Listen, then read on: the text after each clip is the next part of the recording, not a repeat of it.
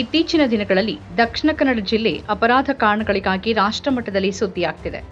ಒಂದು ಕಾಲದಲ್ಲಿ ಶಿಕ್ಷಣ, ಆರೋಗ್ಯ, ಆರ್ಥಿಕ ಕಾರಣಗಳಿಗಾಗಿ ದೇಶ ವಿದೇಶಗಳನ್ನು ಸೆಳೀತಾ ಇದ್ದ ಜಿಲ್ಲೆ ಈಗ ಗಾಂಜಾ, ಡ್ರಗ್ಸ್, ಕೋಮುಗಲಭೆ, ಗುಂಪು ಹತ್ಯೆ, ನಕಲಿ ಗೋರಕ್ಷಕರಿಗಾಗಿ ಸುದ್ದಿಯಲ್ಲಿದೆ. ಉನ್ನತ ಶಿಕ್ಷಣಕ್ಕಾಗಿ ಈ ಜಿಲ್ಲೆಗೆ ತಮ್ಮ ಮಕ್ಕಳನ್ನ ಕಳಿಸೋಕೆ ಪೋಷಕರು ಹಿಂಜರಿತಾ ಇದ್ದಾರೆ. ಜಿಲ್ಲೆಯಲ್ಲಿ ಬಂಡವಾಳ ಹೂಡೋದಕ್ಕೆ ಬೃಹತ್ ಉದ್ಯಮಿಗಳು ಅಂಜುವ ಸ್ಥಿತಿ ನಿರ್ಮಾಣವಾಗಿದೆ. ಇದೀಗ ಜಿಲ್ಲೆಯ ಗಾಯಗಳಿಗೆ ಬರ ಎಳೆಯುವಂತೆ ಅಳಿದುಳಿದ ವರ್ಚಸ್ಸಿಗೂ ಧಕ್ಕೆ ತರುವಂತಹ ಸರಣಿ ಹತ್ಯೆಗೆ ಸಂಬಂಧಿಸಿದ ಗಂಭೀರ ಆರೋಪವೊಂದು ಮುನ್ನೆಲೆಗೆ ಬಂದಿದೆ. ಬೆಳ್ತಂಗಡಿ ತಾಲೂಕಿನ ಧರ್ಮಸ್ಥಳ ಗ್ರಾಮದಲ್ಲಿ ನಡೆದಿರೋ ಹಲವಾರು ಅತ್ಯಾಚಾರ, ಹತ್ಯೆಗಳಂತಹ ಅಪರಾಧ ಕೃತ್ಯಗಳ ಬಗ್ಗೆ ತನಗೆ ಮಾಹಿತಿ ಇರುವುದಾಗಿ ವ್ಯಕ್ತಿಯೊಬ್ಬ ದಕ್ಷಿಣ ಕನ್ನಡ ಜಿಲ್ಲಾ ಪೊಲೀಸ್ ವರಿಷ್ಠಾಧಿಕಾರಿ ಮತ್ತು ಧರ್ಮಸ್ಥಳ ಪೊಲೀಸ್ ಠಾಣೆಗೆ ಇತ್ತೀಚೆಗೆ ದೂರನ್ನು ಸಲ್ಲಿಸಿದ್ದಾನೆ. ಇದು ಬರೀ ಬಾಯಿ ಮಾತಿನ ಆರೋಪವಲ್ಲ. ತನ್ನ ವ್ಯಕ್ತಿ ತನ್ನ ಪರ ವಕೀಲರ ಮೂಲಕವೇ ಈ ದೂರನ್ನು ಸಲ್ಲಿಸಿದ್ದಾನೆ. ನನಗೆ ನಿರಂತರ ಪ್ರಾಣ ಬೆದರಿಕೆಯೊಡ್ಡಿ ಧರ್ಮಸ್ಥಳ ಗ್ರಾಮ ವ್ಯಾಪ್ತಿಯಲ್ಲಿ ಮತ್ತು ಸುತ್ತಮುತ್ತಲಿನ ಪ್ರದೇಶಗಳಲ್ಲಿ ಕೊಲೆಯಾದ ಹಾಗೂ ಅತ್ಯಾಚಾರಕ್ಕೊಳಗಾಗಿ ಕೊಲೆಯಾದ ಅನೇಕ ಮೃತದೇಹಗಳು ಮತ್ತು ಸಾಕ್ಷ್ಯಗಳನ್ನು ನನ್ನಿಂದ ಬಲವಂತವಾಗಿ ಹೂತಾಕಿಸಿದ್ದಾರೆ. ನನ್ನಿಂದ ಹೂತಾಕಿಸಿರುವ ಮೃತದೇಹಗಳನ್ನು ಪೊಲೀಸರ ಸಮ್ಮುಖದಲ್ಲಿ ಹೊರತೆಗೆಸುವಂತೆ ಮನವಿ ಮಾಡ್ತೀನಿ ಅಂತ ದೂರುದಾರ ಹೇಳಿದ್ದಾನೆ. ನೂರಾರು ಮೃತದೇಹಗಳನ್ನು ವಿಲೇವಾರಿ ಮಾಡಿರುವುದಾಗಿ ದೂರಿನಲ್ಲಿ ತಿಳಿಸಿರುವುದಲ್ಲದೆ ಎದೆ ಝಲ್ಲನಿಸುವಂತಹ ಹಲವು ವಿಷಯಗಳನ್ನು ಆ ದೂರಿನಲ್ಲಿ ಹಂಚಿಕೊಂಡಿದ್ದಾನೆ. ದೂರುದಾರ ಸ್ವತಃ ತಾನೂ ಅನಿವಾರ್ಯ ಒತ್ತಡಗಳಿಂದ ಅಪರಾಧ ಕೃತ್ಯಗಳಲ್ಲಿ ಭಾಗಿಯಾಗಿದ್ದೇನೆ ಅನ್ನೋದನ್ನು ಒಪ್ಪಿಕೊಂಡಿರೋದ್ರಿಂದ ದೂರಿಗೆ ಮಹತ್ವ ಬಂದಿದೆ.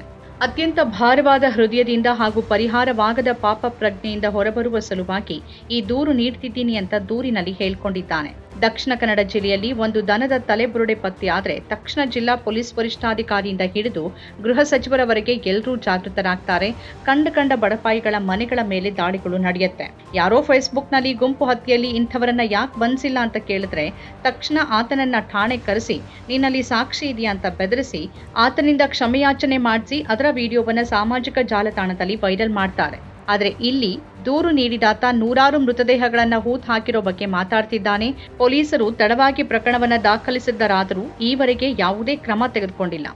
ಜಿಲ್ಲೆಯಲ್ಲಿ ತರುಣಿಯರು, ವ್ಯಕ್ತಿಗಳು ನಾಪತ್ತೆಯಾಗಿರುವ ಪ್ರಕರಣಗಳಿಗೆ ಸಂಬಂಧಪಟ್ಟಂತೆ ಕುಟುಂಬದವರೆಲ್ಲ ಇದೀಗ ಆತಂಕ ಪಡುವಂತಾಗಿದೆ. ನಾಪತ್ತೆಯಾಗಿರುವ ತಮ್ಮ ಕುಟುಂಬದ ಸದಸ್ಯರು ಆತ ಪ್ರಸ್ತಾಪಿಸಿದ ಮೃತದೇಹಗಳಲ್ಲಿ ಸೇರಿರಬಹುದಾ ಅಂತ ಅನುಮಾನಿಸುತ್ತಿದ್ದಾರೆ. ಧರ್ಮಸ್ಥಳದಲ್ಲಿ ನಡೆದಿರುವ ಈ ನಿಗೂಢ ಹತ್ಯೆಗಳನ್ನ ಮಾಡಿದವರು ಯಾರು, ಯಾಕಾಗಿ ಮಾಡಿದ್ರು ಎಂಬಿತ್ಯಾದಿ ಪ್ರಶ್ನೆಗಳು ಇನ್ನೂ ಉತ್ತರವಿಲ್ಲದೆ ಬಿದ್ದುಕೊಂಡಿದೆ.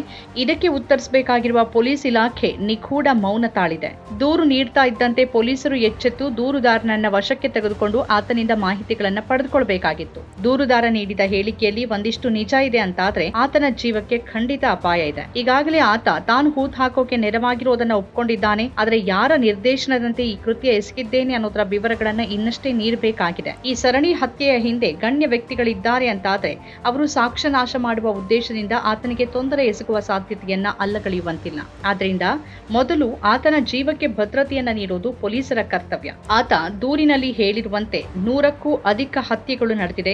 ಆದ್ರಿಂದ ಈತನ ದೂರಿನಲ್ಲಿ ಸತ್ಯಾಸತ್ಯತೆಯನ್ನ ಮನಗಂಡು ತನಿಖೆಗೆ ವಿಶೇಷ ತನಿಖಾ ತಂಡವನ್ನು ರಚಿಸಿ ದೂರುದಾರನನ್ನ ಘಟನೆ ನಡೆದ ಸ್ಥಳಕ್ಕೆ ಕೊಂಡೊಯ್ದು ಮಹಜರು ನಡೆಸಬೇಕು.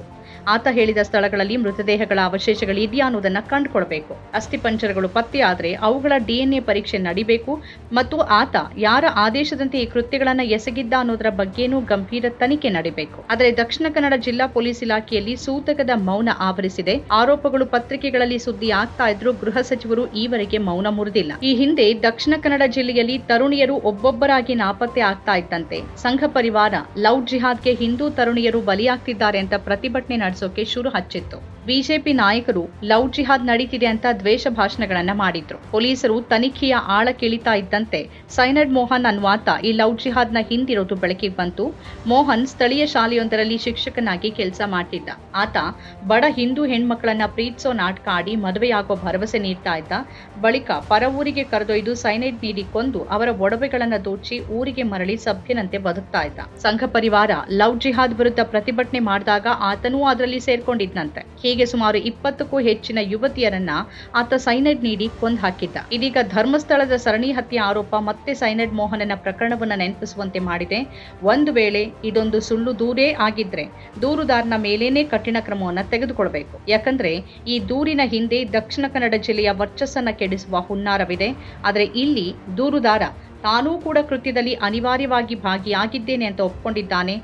ಕೃತ್ಯ ಸಾಬೀತಾದ್ರೆ ದೂರುದಾರನೂ ಅಪರಾಧಿಯಾಗಬೇಕಾಗತ್ತೆ. ತನ್ನ ಭವಿಷ್ಯವನ್ನ ಅಪಾಯಕ್ಕೊಡ್ಡಿ ಅನಗತ್ಯವಾಗಿ ಇಂಥದ್ದೊಂದು ದೂರನ್ನ ಯಾರೂ ನೀಡಲಾರರು. ಆದ್ರಿಂದ ದೂರಿನಲ್ಲಿರುವ ಸತ್ಯಾಸತ್ಯತೆ ಬಯಲಾಗಲೇಬೇಕು. ತಕ್ಷಣ ಪೊಲೀಸ್ ಇಲಾಖೆ ಮತ್ತು ಗೃಹ ಸಚಿವರು ಈ ಸರಣಿ ಹತ್ಯೆ ಆರೋಪದ ಕುರಿತಂತೆ ತಮ್ಮ ಮೌನವನ್ನ ಮುರಿಬೇಕು. ದಕ್ಷಿಣ ಕನ್ನಡ ಜಿಲ್ಲೆಯ ಜನರ ಆತಂಕವನ್ನ ದೂರ ಮಾಡಬೇಕು. ನಮ್ಮ ಕಾರ್ಯಕ್ರಮಗಳನ್ನ ನೀವು ನೋಡ್ತಾ ಇದ್ರೆ ನಮ್ಮ ಚಾನೆಲ್ ಅನ್ನ ಸಬ್ಸ್ಕ್ರೈಬ್ ಮಾಡಿ, ಪಕ್ಕದ ಬೆಲ್ ಐಕಾನ್ ಒತ್ತಿ ನಮ್ಮನ್ನ ಬೆಂಬಲಿಸಿ. ಹಾಗೆ ನಮ್ಮ ಕಾರ್ಯಕ್ರಮಗಳನ್ನ ಲೈಕ್ ಮಾಡಿ, ಕಮೆಂಟ್ ಮಾಡಿ, ಅದನ್ನ ಬೇರೆಯವರಿಗೂ ವಾಟ್ಸ್ಆಪ್ ಮೂಲಕ ಶೇರ್ ಮಾಡಿ.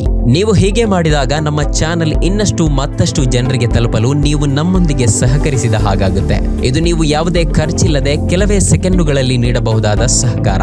ಧನ್ಯವಾದಗಳು.